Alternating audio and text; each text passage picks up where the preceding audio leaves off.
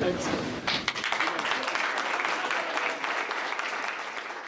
So Mark Carney and Danielle Smith have signed the next phase of their energy deal, and this one is a doozy. There are a series of dates to get that new Alberta oil pipeline built while lowering the bar on the carbon tax. And the Prime Minister is still insisting it's a good plan for the environment. So I've been an environmentalist, my career, UN Special Envoy on climate action. Those last two words, climate action. This is climate action. This is investment. This is moving forward. But some environmentalists say this deal is a betrayal. BC says it's rewarding the Alberta Premier's bad behavior. I'm Catherine Cullen, and this week on The House, we're going to dig into the trade-offs and look at where this wild week leaves the push for Alberta to separate. Then, we're going to talk about whether Canada should ban kids under 16 from having social media accounts. What about keeping them away from AI chat bots? That is what the federal government is considering. We're going to talk to teens, we're going to talk to a leading researcher, and we've got a representative from Meta as well, plus Manitoba's Premier, Wab Kinew. Our kids are not for sale. Their childhoods are not data points to be commodified. And add another billion to Mark Zuckerberg or Elon Musk or, Sam Altman's big pile of money. So he is about to enact a ban. We'll ask him how it's going to work. The House is now in session. And I'm happy to share with Albertans that we'll be signing an agreement today that clearly sets out a pathway to the construction of a new oil pipeline to Asian markets, commencing as early as September 1st, 2027. You bet she's happy. Alberta Premier Danielle Smith and the Prime Minister were both all smiles. On Friday, they signed the next phase of their energy deal. Alberta is going to submit its plan for a new oil pipeline to the West Coast by July 1st. Ottawa could designate that pipeline a project of national interest by October, and there could be shovels in the ground by 2027. At the same time, Alberta has made a deal on the industrial price on carbon that is far less than the target set by Justin Trudeau. So, is it enough to calm down the separatists pushing for a referendum in Alberta? Will it stir up a hornet's nest with environmentalists in Carney's own party? Stuart Thompson is the Parliamentary Bureau Chief for the National Post, and Tonda McCharles is the Ottawa Bureau Chief for the Toronto Star. I spoke to them on Friday after the big announcement. Tonda, Stuart, welcome back to the House. Hello there. Hello. So, Stuart, how big a deal is this deal? It is a big deal, and I think the funny part about this was it was two leaders who got together to make two entirely separate announcements to us. It was, I think, very strange because Mark Carney was telling us about the new benchmarks for the industrial carbon tax in Alberta, and Danielle Smith was telling us about her new pipeline. And I don't think there's a better illustration of the political incentives working on these two leaders than that moment. They actually went to different locations to do their own press conferences after the meeting. We should say, they did meet in the middle at the beginning. They did actually sign a piece of paper and their together. officials were on the line briefing us together. Both province and federal officials were spilling it out to us this morning before the announcement, to get the details. But yeah, she was very happy, and it is a big deal. She got a lot of wins as far as I can tell. I want to zoom in on the environmental part of it for a minute. The agreement stipulates Alberta is going to raise its industrial carbon price to $130 a ton by 2040. Justin Trudeau, the targets would have been much more ambitious than this, or the ones set by Justin Trudeau. What does this new agreement say to you about the federal government's commitment on fighting climate change? Well, interesting. If you listen to the environmentalists, they say it's out the window. Some of the people in his own caucus are concerned about the way this is going. We'll have to see where it lands next week, perhaps. The House is not sitting. Will there be people who publicly speak out against how fast the Prime Minister is moving? I'm not sure. But what it says to me is that Mark Carney has prioritized the getting things done agenda. And, I was looking back last year, about 100 days after he became Prime Minister. I wrote that about his approach to everything else, trade mainly and foreign policy. But now it applies to everything. It applies to, we've seen a really significant week this week in politics. The government has done more in this week of politics when the House wasn't sitting to shape an agenda for his governing plan. And that includes tossing a lot of the environmental policies we had. And he's gone way further than I think anybody anticipated he would. You say tossing. Is adjusting perhaps a bit more fair? Or you really think it's like you toss can it out the say window? adjusting. I would say he has tossed major planks. I think it's pretty clearly he got rid of the consumer carbon price. Yeah. He has dialed way back the industrial carbon price. He's changing clean electricity regulations. Yes. He's doing a ton of things. He's changing how we protect endangered species, changing how we can move projects forward, even if there haven't been a final call on the reviews that those projects require, the impact assessments. He's about to do a whole bunch of things. So, no, I think he is tossing a lot. Is one of the things, Stuart, that gets tossed Canada's climate targets? Like, is there any hope of reaching any of these milestones now? Or? If you talk to environmentalists, it's pretty hard to see the route there now. And I think, Tana made a lot of good points there, but one more thing to remember is this could be the starter pistol, because what if other provinces want the Alberta deal? Sounds like they're going to get it. That was Sounds what like I they're took gonna away. get it. There's He a precedent said for so. that now, and that makes it pretty difficult. But I think that Carney's going where the Canadian public is going, and if you look at polls and what their priorities are, climate has gone way down. And I think we were here last year talking about this and saying, where will this environmental lobby come from? Where will the progressive Liberals, what are they going to do? And will Carney feel some pain for this? And he really hasn't. He hasn't. And I think that's just shows you the amount of political capital he has right now. He's almost immune from it. I'm not saying that everything's out the window, because look, what he is, he has very ambitious goals about doubling the generation of electrical power in this country by various means. And if he can do that, that may well have the effect he hopes for. In other words, bring down the emissions from heavy transportation, heavy industry, buildings. Like, if we can electrify the power generation grid in this country to the extent he wants, it will have an effect. It will produce the cleaner air we want. But let's face it, he's not holding himself to anybody else's targets or schedule. Well, Stuart, I wonder about the Stephen Guilbeaults of the world. And in a way, he is singular, but there are, a couple dozen MPs in the Liberal caucus who would put themselves in that. They have a group, right? The Climate Caucus. Yeah. Might some of them walk out the door over this, do you think? Well, I mean, recent history shows that Carney he seems to have pretty good command of his caucus. But the other part of this is that he still has a pretty precarious majority. So if you are Stephen Guilbeault and you're thinking about walking out the door and the Liberals sense that might be happening, they have to remember they've got two MPs that are going to be resigning their seats pretty soon. And that third MP would bring them down below majority territory again. So, I mean, now that they've got the committees majorities on their side, there's less consequences for that. But it still could be tough for the Liberals to deal with a caucus rebellion. And I think these MPs might start seeing that they have some leverage on that. Here's the other thing I think that's going to really play into it in the coming weeks and months. We can all talk about whatever concerns MPs might have or environmental advocates may have, but one of the big things that struck me this week was, if the global energy crisis can't be resolved, and if things are going off the rails there, the energy minister said in Calgary yesterday, being Thursday, that there is a massive shock coming to many of our ally countries who don't have the energy security Canada has. And there will be factories closing, schools closing, he even said. And so I think that the reality of the global energy crisis and the pressures that will bring to bear will also kind of drive a big dose of reality into MPs' calculations on this. The other pressure point in all of this, Stuart, or certainly one of them, is British Columbia. David Eby said in a statement, "It's time to stop rewarding bad behavior. It cannot be the case that the projects that get prioritized in Canada are those where a premier threatens to leave the country."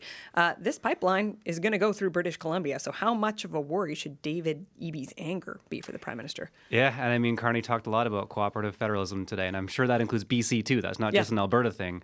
But I mean, this is what Albertans have been saying about Quebec for decades, is that you need to use your leverage when you've got it. And I actually take Carney at face value about what he said about, growing up in Alberta and actually really valuing the oil sands. I think when you live in Alberta, you maybe have a different perspective of it than if you grew up in central Canada. It's less abstract. It funds, your friends and families.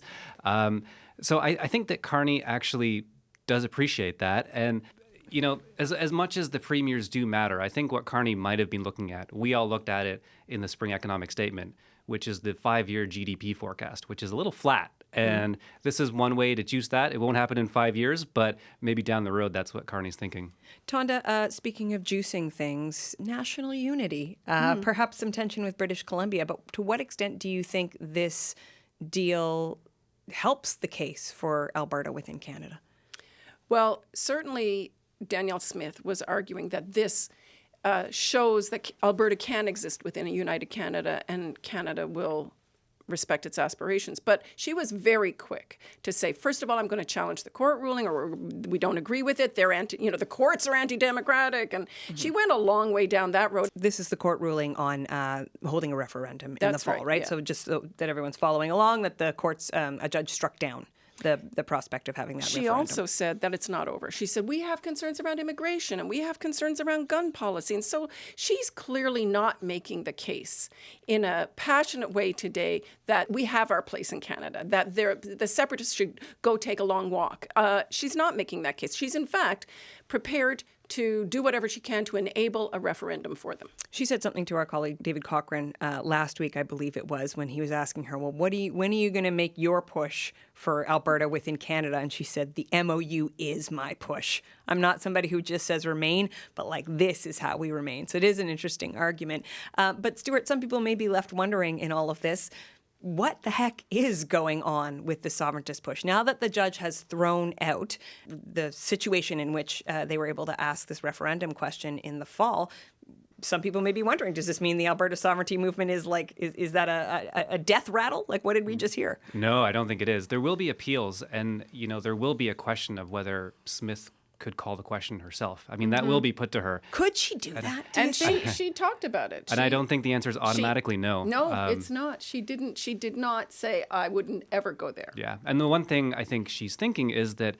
there's a lot of political energy being put into this separatist movement right now. If that movement has no more goal of separatism to work towards, all of a sudden I'm the goal, and I could get Jason Kenney and removed from my position as premier. So I think that that's what she's thinking, and this is probably existential for her.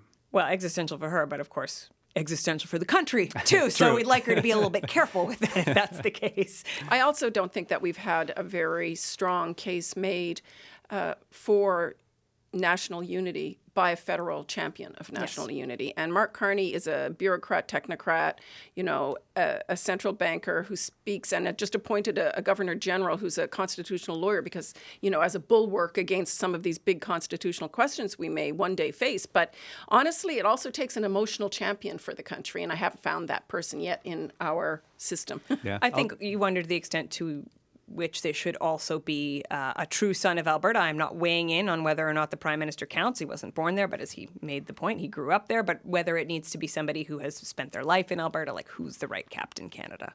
A lot of Albertans grew up on the East Coast. That's just the nature of the province. But I will say it's interesting with Carney is that we have been talking about this in our newsroom is he hasn't really made that impassioned, explicit case for Canada. And I wonder if that's because maybe he thinks that would be counterproductive or maybe this isn't the right moment. I was wondering if maybe that would be what the summer's for, is to maybe campaign on that. But I think I kind of lean on the prospect that he probably thinks it's counterproductive. He thinks also that, I think he's been persuaded by those who've told him there are legal cases pending and don't get involved. And so, keep your powder dry until you have to. Well, maybe that's what we saw this week. Great to see both of you. Thank you so much for taking the time to come on the show. Thanks.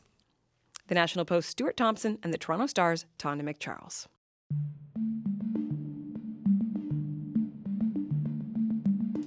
Still to come on The House, should Canada ban teens from having social media accounts? What about using AI chatbots? The government's plan is coming soon.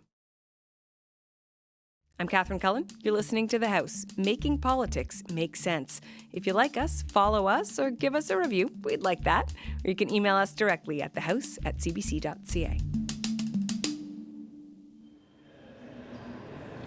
What would it mean to you if I took all your social media away until you turned 16? I mean, I turned 16 in November, so it wouldn't be too long of a wait. But for the first month, I would absolutely hate it. I would have so much free time. And I guess That doesn't sound bad. it would go to like positive, my hobbies and other things. I feel like This is Sasha. She's in 10th grade at Sacred Heart High School in Stittsville, Ontario. And she seems to have this very clear sense of how her life would change if youth her age were banned from having social media accounts. After that, I kind of get used to it, that by the time like I may be 16, I might not have the same like need to even use it again anymore. But when I ask her what she'd say to a growing number of Canadian politicians that are considering a ban like that, Sasha doesn't hesitate for a second.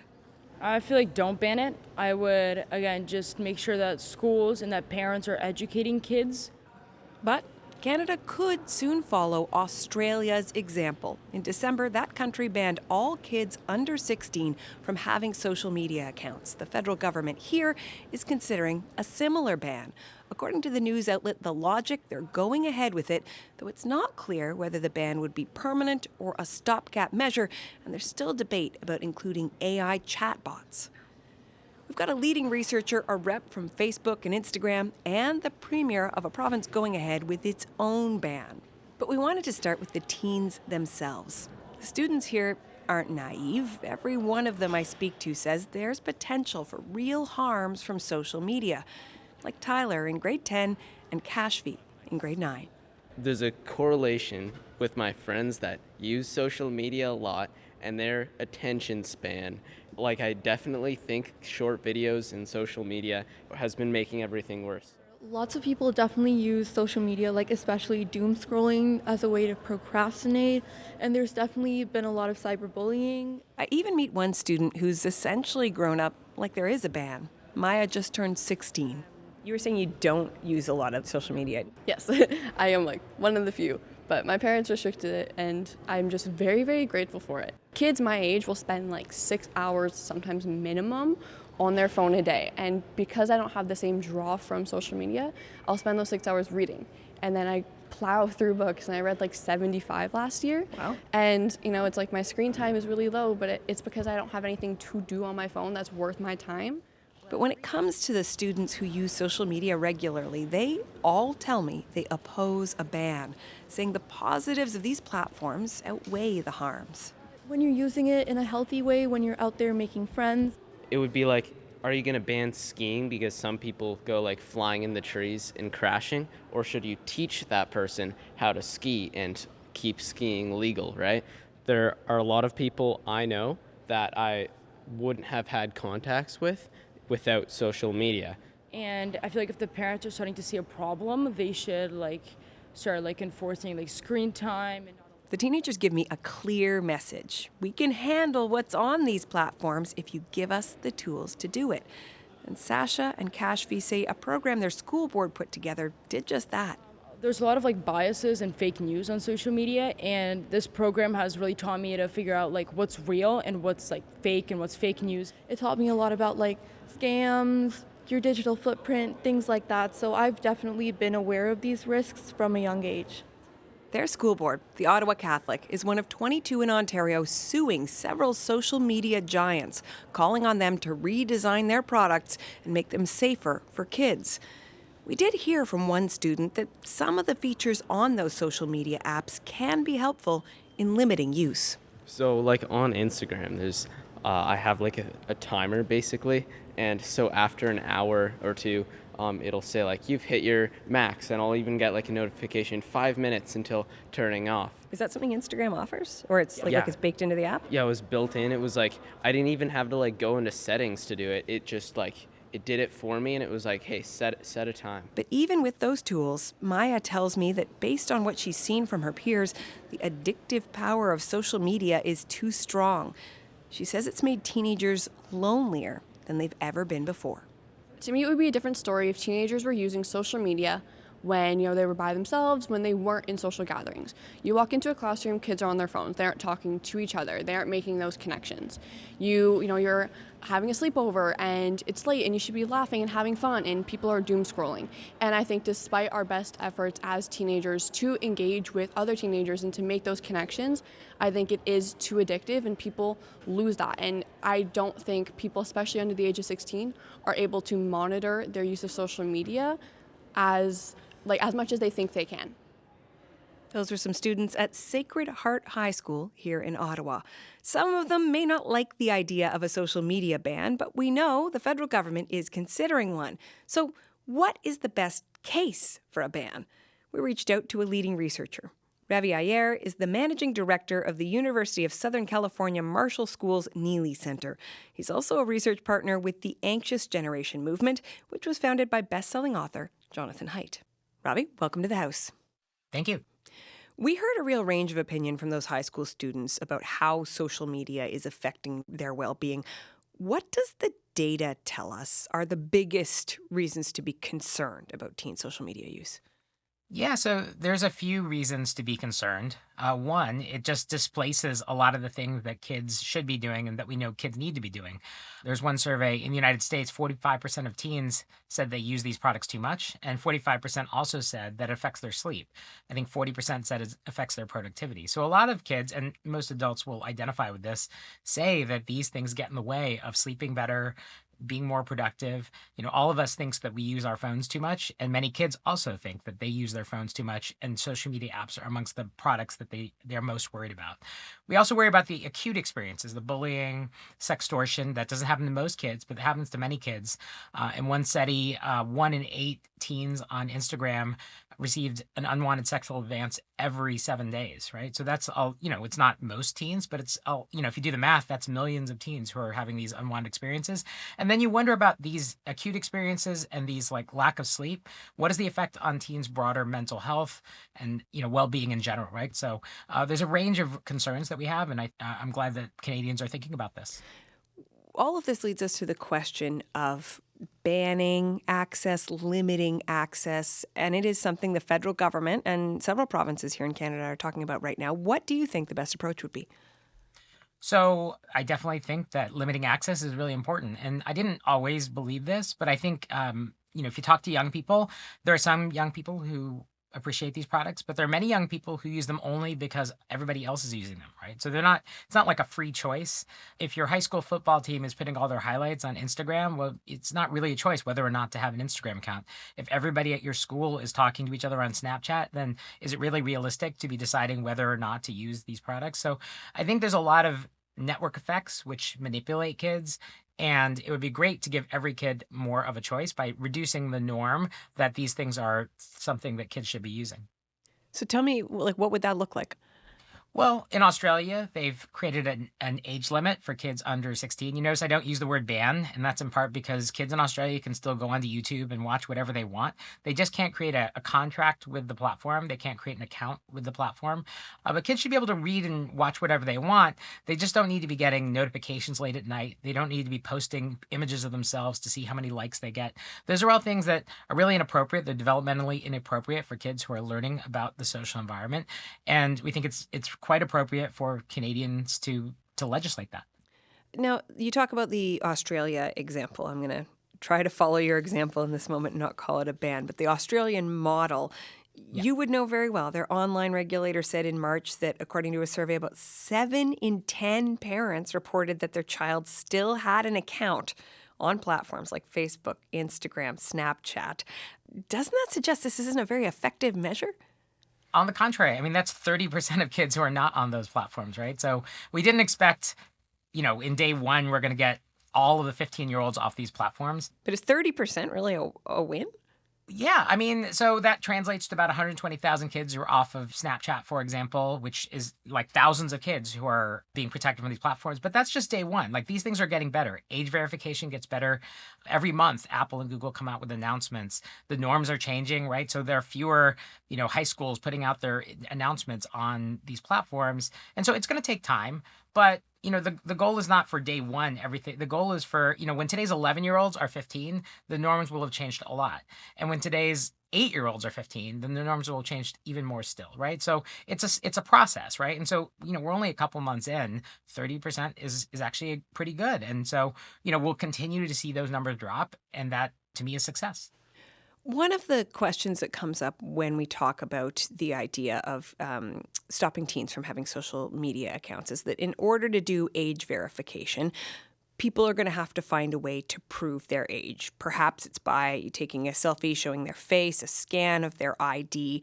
And of course, that would be everyone, not just necessarily teens. And it leads to a conversation about giving tech companies a lot of extra potential data about us. What do you say to the privacy concern part of this conversation? So it's an important concern. And I think, Silicon Valley is a very innovative environment. As they're seeing the market for privacy-safe solutions develop, Silicon Valley is developing all sorts of privacy-safe solutions. Right? So your phone, a lot of us have had an Apple ID for a long, long time. Apple can effectively vouch for you that you are older. I'm 51.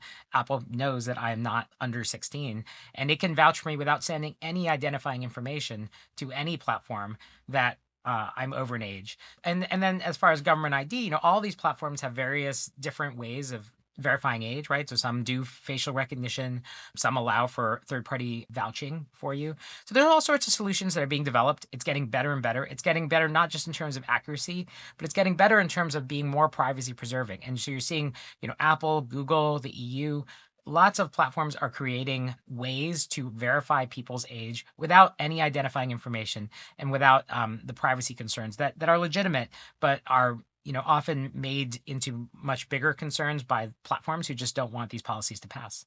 Another argument I've heard about the idea of what is broadly called a ban, and I take your point, it's not a ban in the sense that teens can't access any content, but a ban on having an account, I guess is the idea, is that it doesn't require these social media platforms to make a better product, that the alternative would be to push them to make a safer product that would take away some of the most concerning features. And then also once kids turn 16, then it's like, okay, well, we thought this was too dangerous for you last year, but here you go now. What do you think of the idea of a model that puts more onus on the tech companies to have a product that's better for kids to interact with?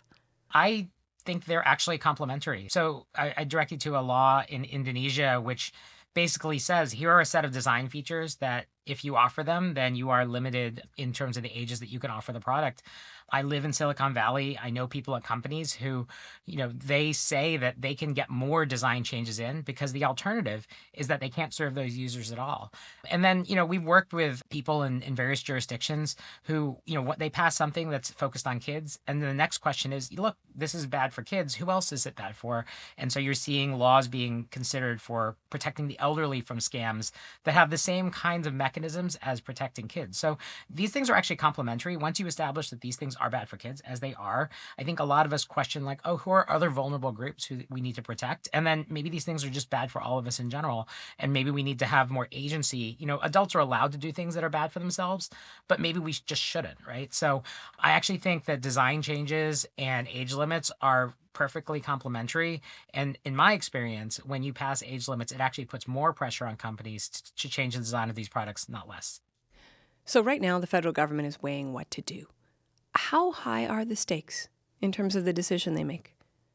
I mean, these are our kids, right? I have 3 kids myself. So, it's not just, the kids who get bullied or the kids who see unwanted sexual content. But just, one stat from Australia is 38% of parents said it actually improved the relationship with their kids after the age limit passed, right? 40+% said they saw kids interacting more in person. And so I think every time you see a group of kids who are out at the mall and they're all on their phones, I think most of us realize there's something wrong. They're losing something of their childhood. Their attention spans are shorter. They're not able to interact with people in the same way that they ought to be able to be. And so I think the stakes couldn't be higher. It's not just are they safe online, but are they developing the skills that they need to interact with people in the way that we've done for thousands of years. Okay. Thank you so much for this conversation. I really appreciate it. My pleasure. Ravi Iyer is a research partner with the Anxious Generation Movement. We've been talking a lot about whether Canada should ban youth from social media and AI chatbots, but does the technology exist to quickly and accurately make sure someone is an adult before they get on these platforms? Here in Ottawa, one tech company that verifies people's identities online says absolutely. House producer Jennifer Chevalier went to try it out with Blue Ink CEO Steve Borza. So can you try and estimate my age right now? Absolutely. Let's have a seat. Okay. All right. Let me show you how it works, and then you can drive. So takes a selfie, and now performs age estimation. So this is a little higher than my age, plus 2 years. But let's try you and see. Okay, so what I do is I'm taking a photo, selfie time, preparing the camera. Okay, here I am. Oh, hold steady. Do I need to take my glasses off? Nope. It's spot on. Oh my gosh. Isn't that impressive? How can it tell my age within a 2-year gap so perfectly? So this is an AI-based age estimation engine, and they feed millions of photos into that, personal photos, mugshot type photos, or border control type photos. And once it's fully trained, it can estimate very accurately the age. Wait, are you saying that it has access to photos of me or No. just of anybody? Of anybody. This is trained on anybody. And it's more accurate, frankly, on Eastern Europeans. They're plus or minus 2 years. On some demographics, it could be plus or minus 4 years. But it works for all races, all people, and shockingly accurate. So this could be implemented today. We talk about how are we going to keep people off of social media? Well, give us a photo, we'll tell you if they're of age. It's very, very simple. So if you're 14 or 15, you might be able to pass as 16 and get online. You might. And so you can also have, if you're within the threshold of error, then now you need to do a step-up authentication where you take a selfie and you scan an ID card. But if you want to be 100%, you say, well, this person could be 15 and our threshold is 16. Let's set the actual threshold for this, make sure they're over 17 or 18. And then for the people who are close to 16, we have another path for them to get verified. Age verification is just one possible piece of the puzzle. But right at the heart of this debate are the social media companies that make and run these apps. What more are they prepared to do to protect teens online? Rachel Curran is head of public policy at Meta Canada, the parent company of Facebook and Instagram. Rachel Curran, welcome to the House. Thanks, Catherine. Great to be here. We just heard arguments for a social media account ban for teens. Meta opposed the idea in Australia. What is your position on the prospect of a ban here in Canada? Yeah, look, I mean, if the government proceeds with a ban, of course, Meta would comply with that. We just don't think a ban is the most effective way to get at the concerns that parents and policymakers are expressing, some of which I think are very legitimate. So if you're looking at things like the content kids are seeing on apps or online, if you're looking at things like contact, who's contacting them, who are they contacting, if you're looking especially at time spent on apps or online, a social media ban isn't going to effectively address any of those concerns. It's actually the least effective way, I think, at getting at some of those issues. And so that's why we've said, look, if you're concerned about these issues, look at other alternatives to a ban. Help me out a bit with this then, Rachel. I can imagine if you ban a kid from having a social media account, as they have done in Australia, that should stop adults from using those social media apps, from contacting them. Why is a ban not an effective way of dealing with that specific problem that you mentioned? Yeah, I think we're seeing this play out in Australia in real time now. So kids are smart. They figure out very easily how to get around a ban because age verification online is a very difficult thing to do with current technology. So kids figure out how to get around age verification attempts. They use things like VPNs. They use family accounts. They use filters to avoid, like age estimation attempts using selfies. So they figure out very quickly how to bypass attempts to ban them from particular platforms. And the other thing we've seen in Australia is that kids get pushed towards apps or platforms that aren't included in the scope of the ban. So the scope of any ban is particularly important. We know from our research that kids are using an average of 40 plus apps per week. If you only ban a handful of apps, kids are going to migrate to platforms that don't necessarily have safety features in place, that expose them to potentially unmoderated content. And so we've seen that happening in Australia too. Well, I should say, when we look at what's happening in Australia, in fact, the regulator there They are investigating both Facebook and Instagram for potential non-compliance with the ban. I mean, if you're saying, well, look, a ban isn't really that effective, isn't the answer perhaps we'll just do a better job with the ban, right? Like the argument we just heard from Ravi was it's a first step, and we can keep improving these technologies and getting more and more kids off these apps. Yeah, the real problem, and this is an industry-wide problem, is accurately verifying age online. So we are doing, I would say, a more robust job at that than many other platforms. We use a combination of AI technology. We use a combination of identity verification, identification documents to try and accurately determine our users' ages. And so we're doing as much on that front as we can. I would say we're seeing less effort from some of our other competitors on that front, which means inconsistent enforcement.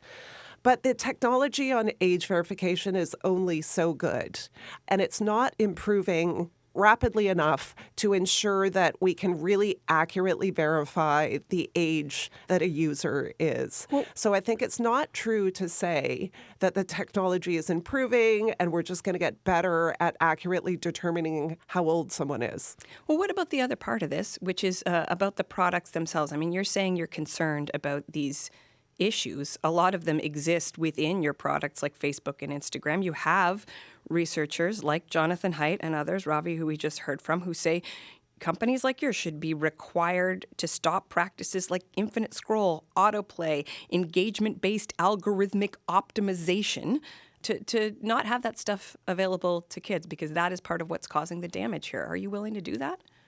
Yeah, we agree with feature limits. In fact, a couple of years ago, we rolled out a very restrictive experience for youth called Teen Accounts.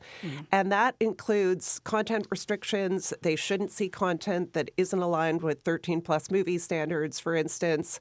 It limits who teens can contact and who can contact them.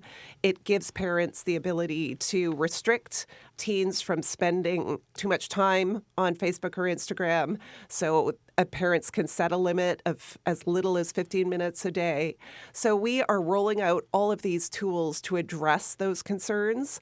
And I agree. Feature limitations, age-appropriate design, all of those things are things that we're addressing now, and we think other platforms should address as well. Well, but the teen accounts, for instance, I believe on Instagram they rolled those out in September 2024. Fast forward to where we are now, you have multiple provinces who say ban these accounts for kids. You have the federal government looking at doing it as well. So doesn't that tell you you're not doing a good enough job? Well, I think there are more conversations we can have about that. Like, we are always iterating on things like teen accounts and the protections we're putting in place for youth. I think there are always improvements we can make. And I think it's a good idea to have a conversation with the government about what more we can do to protect youth online. But look, I think a ban that is selective in nature, that applies to, half a dozen platforms, half a dozen apps, is only going to push teens to apps or platforms or experiences that are potentially unmoderated, that don't offer the same safety features, and are ultimately going to create more of a problem than we had initially. News outlet The Logic is reporting that the federal government is going to go ahead with this social media ban for teens. There are questions about stopgap versus permanent, and also that the federal government is debating whether to include chatbots. Obviously, you have been in conversation with federal officials. Is that also where you believe this is going? Yeah, I think that's correct. And I understand the sort of superficial appeal of a ban. It sounds like it's strong action. It sounds like it's going to address the concerns that parents and policymakers have. So I understand why the federal government wants to respond to that pressure and kind of put something in the window. I would just say there's a real chance for Canada to do something that's going to be truly effective and address some of these concerns in a better way. And so maybe that looks like, Catherine, and I'm just kind of blue skying here, but maybe that looks like a ban for preteens. Maybe you ban, access to a wide range of apps for kids who are under 13 or under 14. But then with teens, maybe you put in place incremental protections. So the EU has this concept called the age of digital majority, which would require parental consent for app downloads under the age of 16.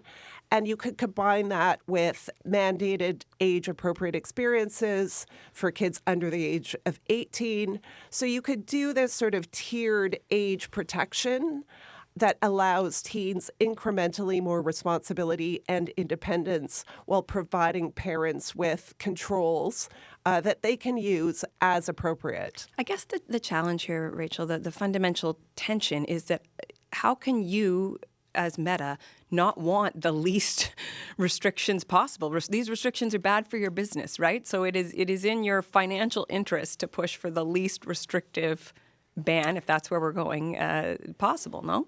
No, that's not correct. I think that's a common misperception, but we are as interested, if not more interested, than the government in safe, positive experiences for youth on our platforms. It is not good for our business if teens, if youth are not having good experiences online and on our platforms. So we share that objective, and I think we can work together towards achieving that. Okay. Rachel Curran, thank you for this conversation today. Thanks, Catherine. Rachel Curran is Head of Public Policy at Meta Canada. Now, it's not just the federal government that is looking at banning youth from social media. Several provinces say they are also considering it. Manitoba announced last month that it plans to bar kids under 16 from both social media and AI chatbots. So why does the province say it is picking a fight with the big tech companies? Manitoba Premier Wab Kinew, welcome to the House. Hey, thanks for having me. So we just talked to one of those big tech companies. We talked to a representative from Meta Canada, Rachel Curran, and she says one of the reasons that Meta doesn't like the idea of a ban is that they don't believe it's effective. What do you say to those concerns? Well, I assume the big tobacco companies opposed restricting cigarettes. And yet we did so because there's a strong public interest and a public health argument. And I think there's a very clear analogy between that era and today. There are legitimate questions about age verification. I don't want us bringing in a ban to all of a sudden be a backdoor way for Meta to hoover up all of the private personal information of our kids. So as we roll out our ban on social media for people under the age of 16, you will see us taking a different approach. I don't think we're going to be using age verification as most people think about it. We'll be deploying a different technique because we do want to protect the information of children and preteens and young teenagers from being commodified by actors like Meta. It wouldn't just be them. Right, sir? Because everybody would have to prove their age, I suppose, right? So it's not just the data of young people. It would be everybody having to provide more information. No, actually, no. No? I hope this leads to less information being provided to the big social platforms. You and your listeners have probably heard the phrase, if you're not paying for something, then you're the product, sort of thing. Mm. Our kids are not for sale. Their childhoods are not data points to be commodified and add another billion to Mark Zuckerberg or Elon Musk or, Sam Altman's big pile of money. Every other aspect of our economy has regulations, particularly around health and safety. And yet social media and AI, even though we can all think of really, really dark examples of young people being harmed by these technologies, is largely exempt. And so I think it's just time for us to have some balance, some common sense regulation in place to protect our kids. And I think if you're the average parent out there and I said, hey, have you tried to reduce screen time with your kids? You'd probably nod your head along to that. Well, maybe now we're going to help you out a bit. Now, if you're having a back and forth with your children at home about getting off the screens and off the phones, you can just say, well, it's the Premier's fault, not mine. And I could be the bad guy instead of you.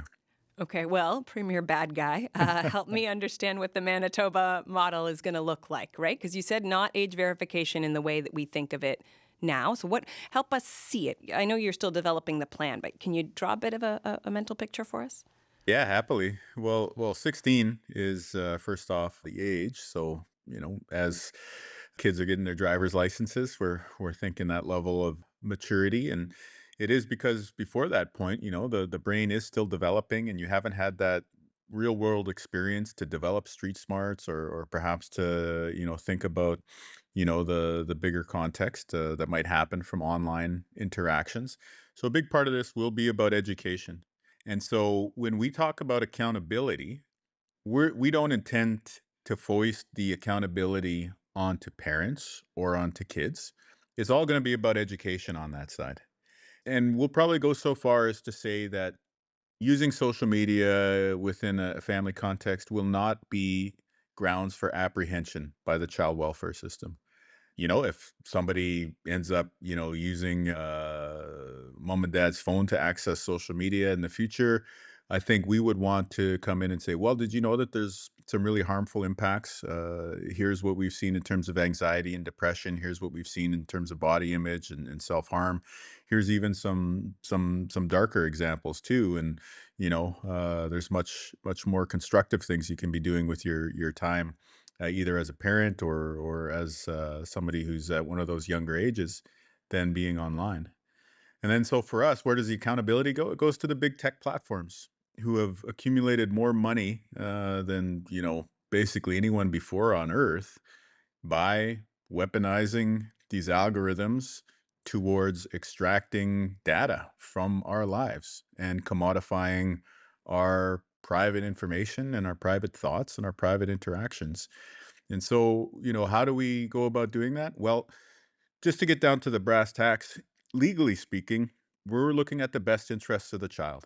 There's a clear case that children and teenagers can be harmed by these social platforms. So it is in the best interest for us to prevent that harm. And then we're going to use the tools that we have as a province, which regulates contract law, which regulates consumer protection, and which regulates unfair business practices, to step in and to say that these tech platforms have to ensure that people under 16 are not using those tools. Now, from there, we'll likely establish something like a commissioner or an oversight agent to work with these platforms. The idea being, we'd also want to work with them. Like, one of the examples people ask about is about, teachers using YouTube in the classroom. Is that going to be allowed? And right now, I think my answer would be no, because, even YouTube Kids has some of those addictive features like autoplay and the recommendation engine attached to them. And so what I would hope, though, is that we could talk to Google and say, or Alphabet, I guess, and say, could you create a version of YouTube Kids that doesn't have autoplay, that doesn't have infinite scroll for YouTube Shorts, that doesn't have the recommendation engine attached to it? And then maybe they do. And then all of a sudden, yeah, there is a version of their product that would potentially be allowable with supervision, of course, for a younger age group. So the idea of having a commissioner in place hopefully opens up the door to compliance. And then if compliance doesn't happen, that's where you get into accountability and fines and things like that. As you know, Premier, the federal government is looking at something perhaps similar. We're still waiting to find out, and we expect to hear about that plan in the next few weeks. Would you rather see Ottawa take the lead on this if they announce something similar? Or are you going to let this be a federal issue, or you're going ahead regardless?